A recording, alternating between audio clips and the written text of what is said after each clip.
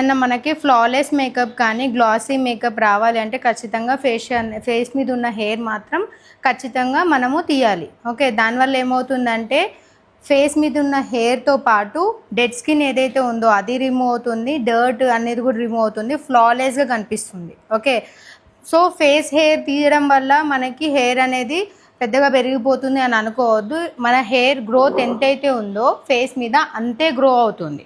Okay, రిజర్ని straight డైరెక్షన్లో ఎప్పుడు పెట్టకూడదు, సో కట్ అవుతుంది. అండ్ ఫ్రెష్ బ్లేడ్ మాత్రమే యూజ్ చేయాలి. ఎవ్రీ బ్రైడ్కి ఫ్రెష్ బ్లేడ్ మాత్రమే యూజ్ చేయాలి, because it's a hygienic thing. Okay, స్ట్రేట్గా ఎప్పుడు పెట్టొద్దు, స్లాంట్గా పెట్టి నీట్గా క్లీన్ చేసుకోవాలి.